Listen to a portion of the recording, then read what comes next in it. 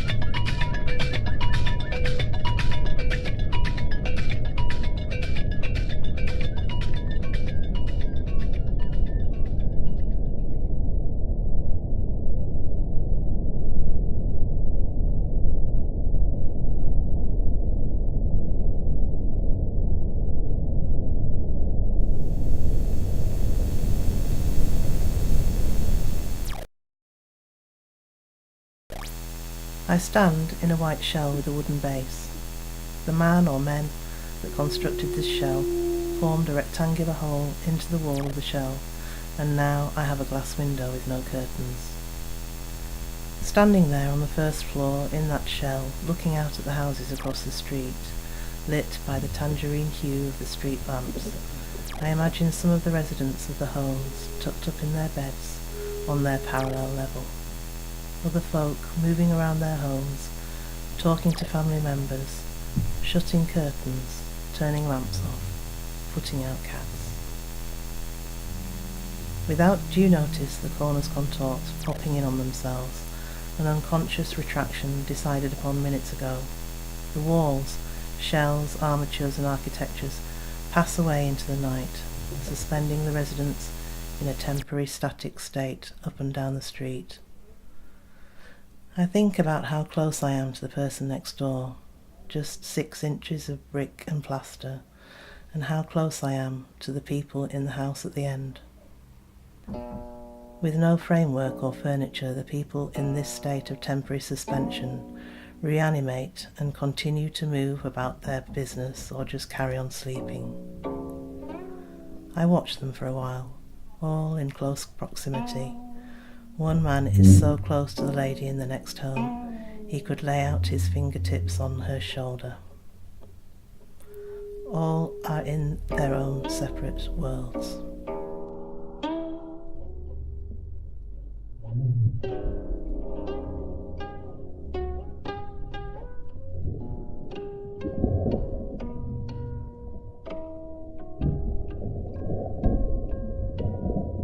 His first mention of the derealisation effect was after an appointment and conversation with his friend, a psychiatrist, who had told him that he had witnessed an increasing number of people and patients exhibiting the symptoms and effects. Moitessier had found it difficult to believe that what his friend had explained was real, but agreed to keep a journal of thoughts, feelings and observations. After subsequent research in the preeminent journal Psychiatry, Moitessier had found the paper Retreat to the Make-Believe by Dr. Sonia Gleason, detailing a marked 10% increase in patients exhibiting derealising symptoms attached to conditions such as anxiety and depersonalised disorders. Dr. Gleason had conducted a small survey of the general public to ascertain whether people with stable mental health were affected and to begin to understand potential attributing factors. Moitessier tracked Gleason's findings.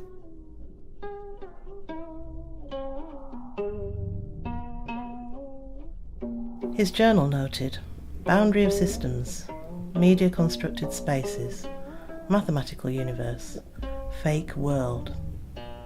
I explore the out of town, the abandoned, the entropic, the decay. I reel in our visual culture. I catalogue advertising, signs, silene transfer news stories, re-edit found footage, retrace my steps, mirror my images, fold them in on themselves, open them out, construct new architectures. I walk the motorway junctions and stand under the support structures. I search for the first crack.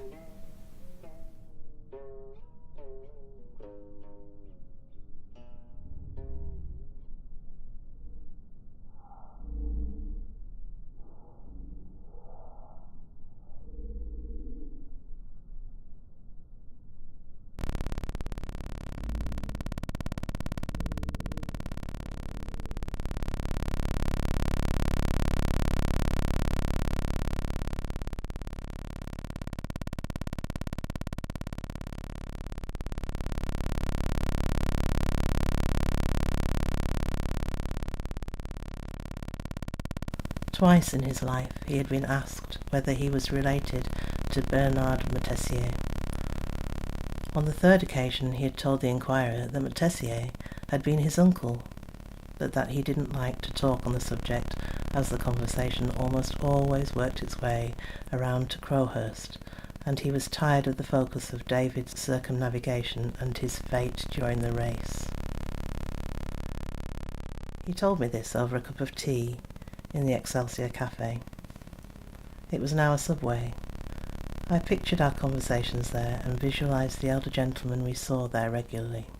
He had reminded Montessier of the character from the film Raiders of the Lost Ark, a Gestapo agent who had the map to the Ark of the Covenant burnt into his hand. I had not seen the film, and we never got close enough to the gentleman to see his hands.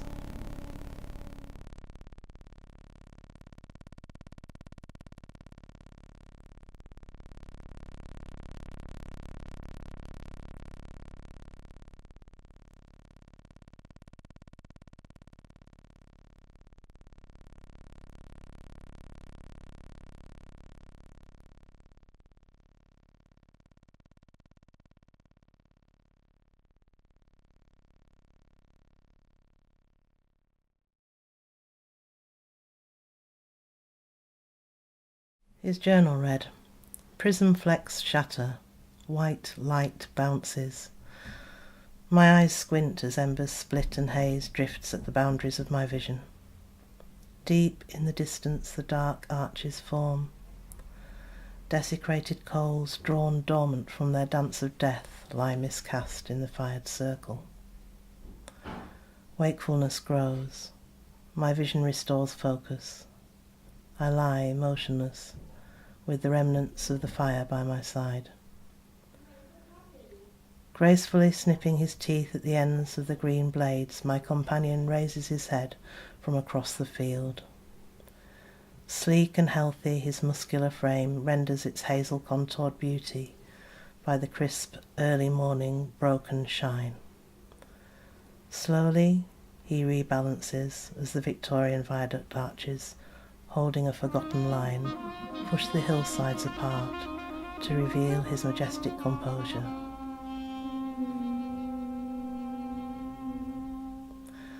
Vascular velvet skin, lost to boned antler, he stands rightful keeper of his architecture. He noted, "Are we creating new spaces for civilization to move into? Has this process already begun?" He had illustrated the fictional reality subway map. He notes, "It is possible to travel from Greenwich to Fantonbury in 45 minutes, with only 2 changes and a 1-minute stop at Greater Spire."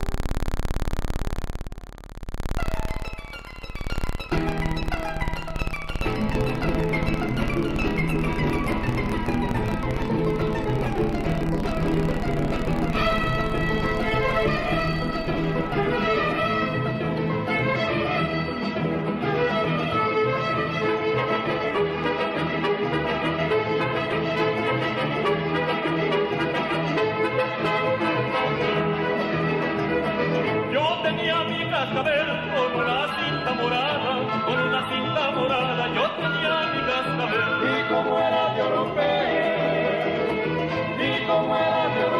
se lo di a mi prenda amada, para que jugara con él. Ay, como rezumba y suena.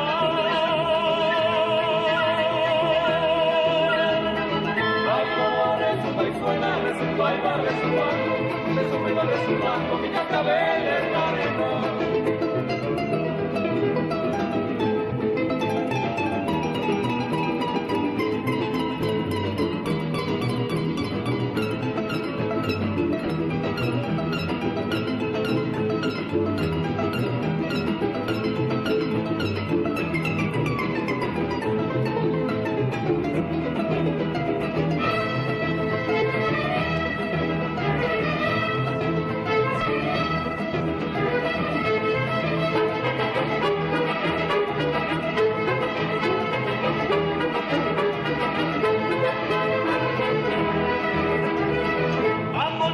La ventana platicando con Leonor, anoche por la ventana. Me pidió que le cantara el cascabel por menor, y que no me dilatara, me lo pedía por favor. Ay, como rezumba y suena.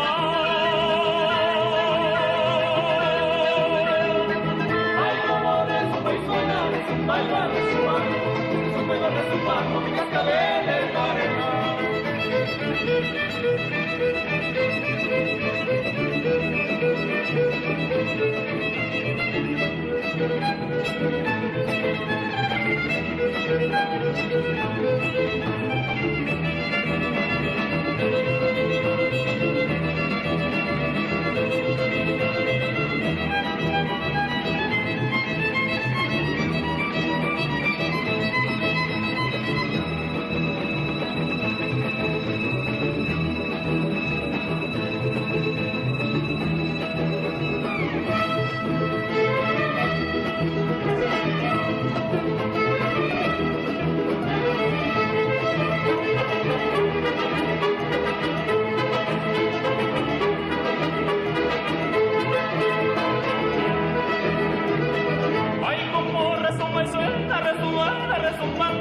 Rezumba y va rezumbando mi cascabel en la arena.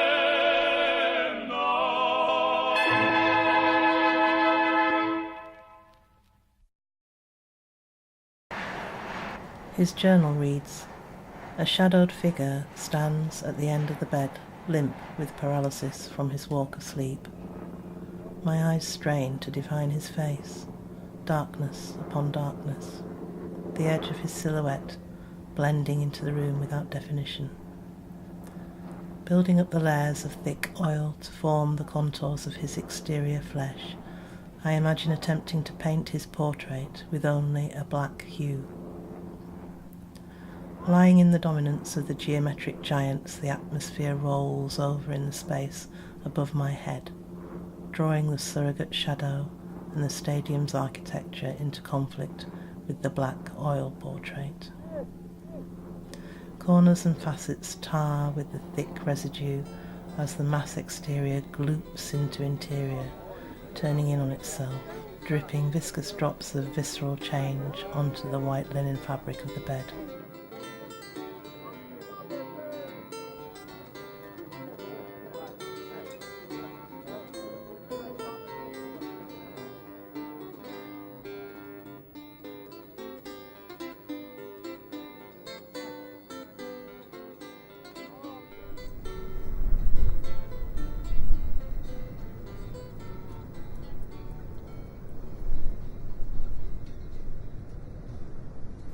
I first met Matessier at a conference in Sheffield in 1989.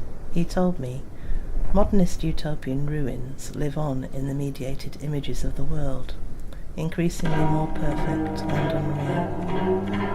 The cinematic no longer resides in the dark room with the red seats or the white cube. The cinematic exists in the in-between, explicit and complicit in the multiplicity of spaces. From the first click of the switch, that exposed the negative material to light, film was a medium in ruin.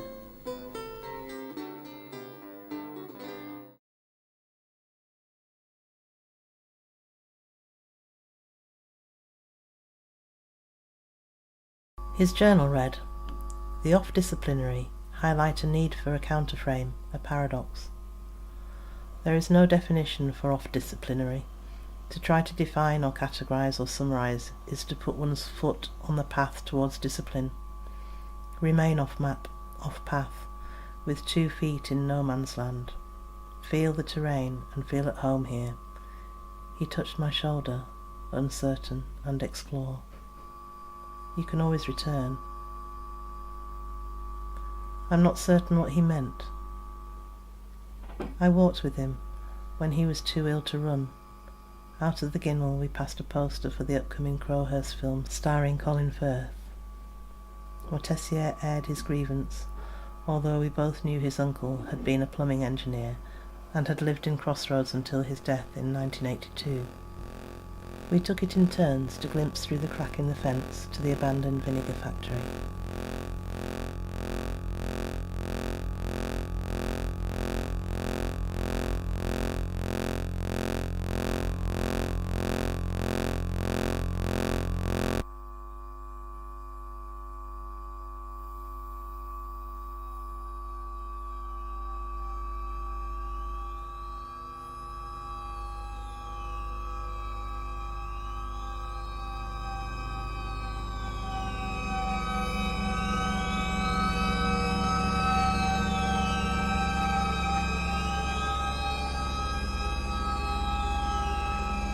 يا معشر الجن والإنس إن استطعتم أن تنفذوا من أقطار السماوات والأرض فانفذوا لا تنفذون إلا بسلطان.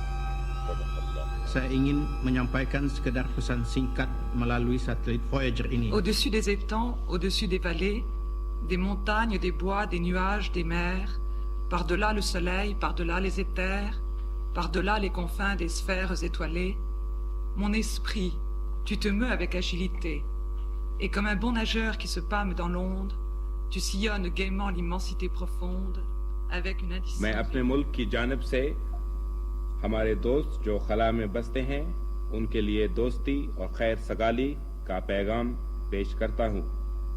हमारी दिली ख्वाहिश है कि सारी दुनिया में अमन रहे और ये अमन जिंदगी के हर Liebe Freunde im All, als Vorsitzender des Weltraumausschusses der Vereinten Nationen und Vertreter Österreichs freue ich mich, Ihnen auf diesem Wege unsere Grüße. I should like to extend the greetings of the government and the people of Canada to the extraterrestrial inhabitants of outer space.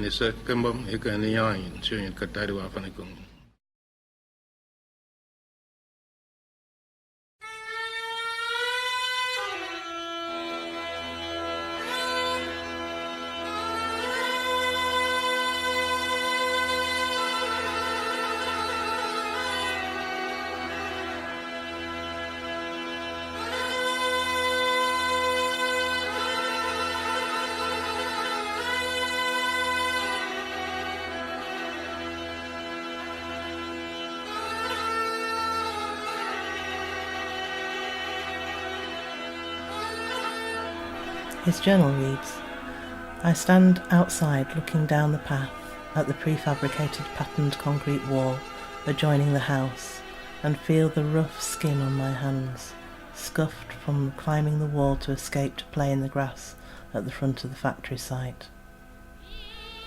After Mortessier's death, he had been 20 years my senior, I received a letter in the post inviting me to the reading of his will in North Yorkshire.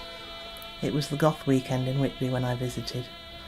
I had not driven the route across the moors since 1991, and the golf balls at Fylingdales had been decommissioned and replaced with a monolithic concrete structure.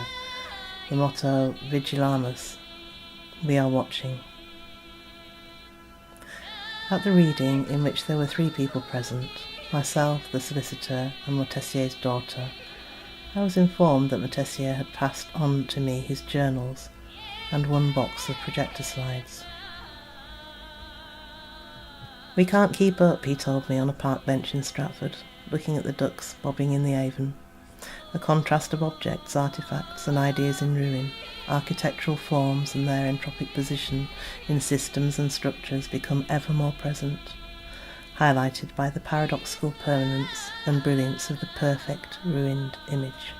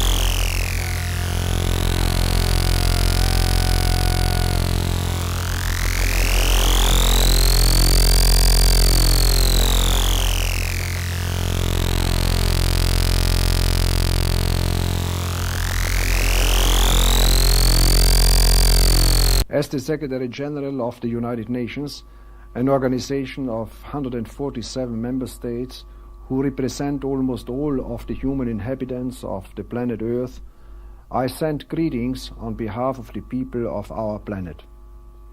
We step out of our solar system into the universe seeking only peace and friendship, to teach if we are called upon, to be taught if we are fortunate. We know full well that our planet and all its inhabitants are but a small part of this immense universe that surrounds us, and it is with humility and hope that we take this step.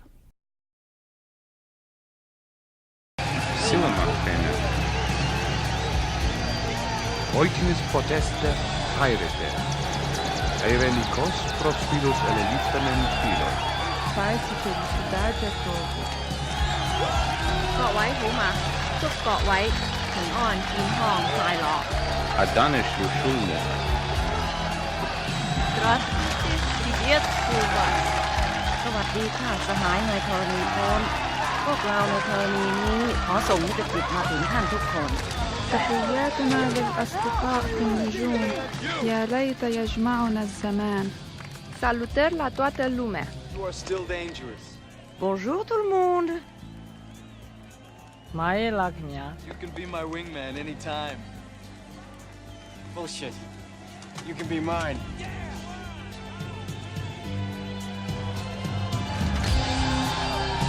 Shalom. Hola y saludos a todos. Selamat malam hadirin sekalian. Selamat berpisah dan sampai bertemu lagi di lain waktu. Kaipa tematna, etapas, terima saya, terima kasih. Auditia.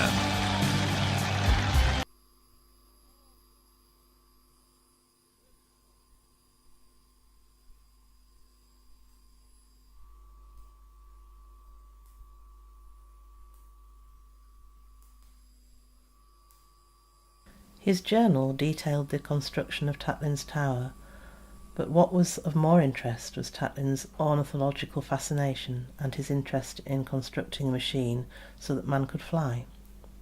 He noted, "Post this and that, linear stasis. Through stabilizing thought, we destabilize our location with uncertainty of where to go next. We create our heart of discontinuity." His journal reads, "Over the barren dining room wall, the clockwork hand of the sun fails to arrive again. A grey area, minimal light, the absence of the sun provides a dull wash of tone. Silence settles as another creak vibrates its track down through the bricks and mortar and reverberates away across the floorboards at my feet. Circling the house, the cat hops up onto the windowsill, stretches its front paws, arching his back, and settles into his nook, peering in through the glass. Moving my gaze to the bleak sky, flakes continue to fall in their unique frozen form. Each tiny flake plots its path, time moving slowly as the fingered ice frame reflects its internal molecular order. Arranging growth, narratives crystallize in predetermined space, en route from sky to ground.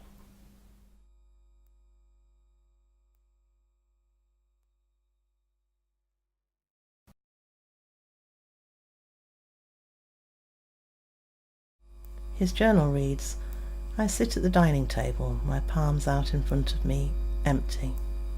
The joists in the apex structure of the roof space articulate their descent one last time. As the snow shifts in one unifying slump, a crash echoes out down the street, bouncing from house to house. Rushing to the door, I slip the catch, pull inwards and stand facing out into the cold. Atop the white crystalline lump in the front garden, the cat stares back at me as I push my hand out into the air. Drifting down, the unconscious self of the six-sided shape shifts sublimely by the atmosphere. A singular flake rests centre of my right hand. He notes, I returned to the concrete segue. Reality was breaking down centimetre by centimetre. A small pocket of dematerialized reality, a test site. Further advanced experiments in quantum mechanics. Why choose the underpass of the A58? I cannot help but think of roadside picnic, life imitating art, imitating life. Tarkovsky's Stalker, a film if folded in on itself, half its original length.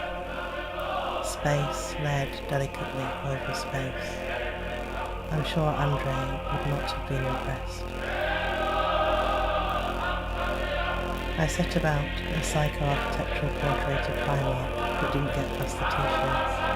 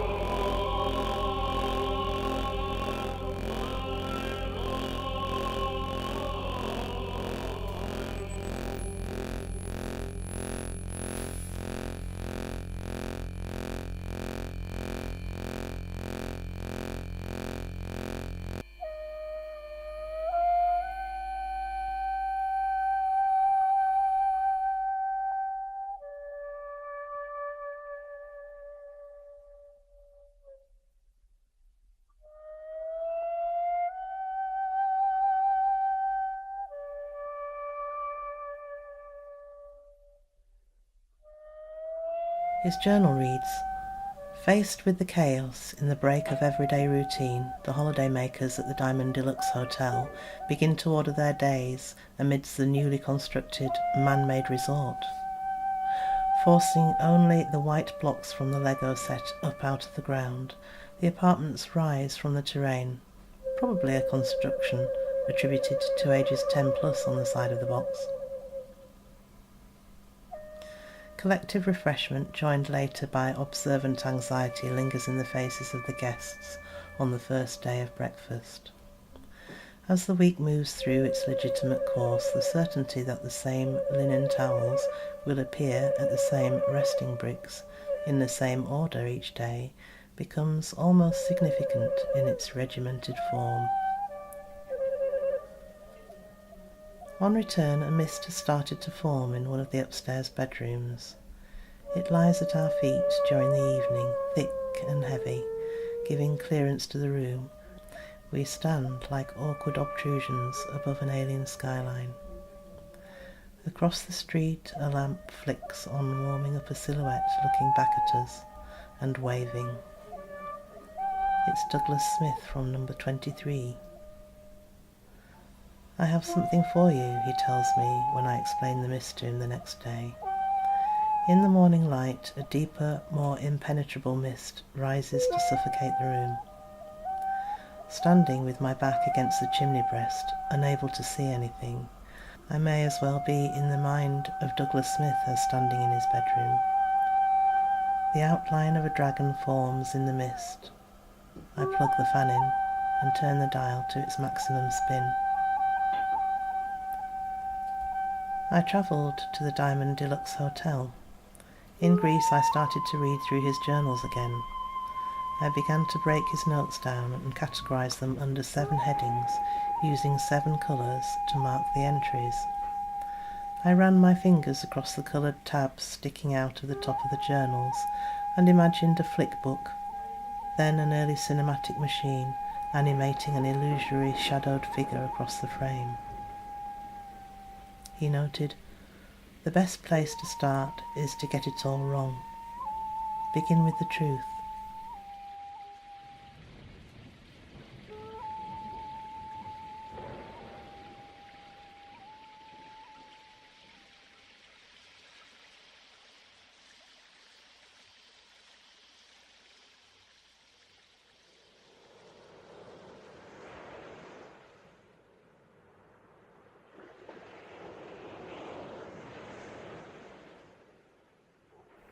He touched my shoulder.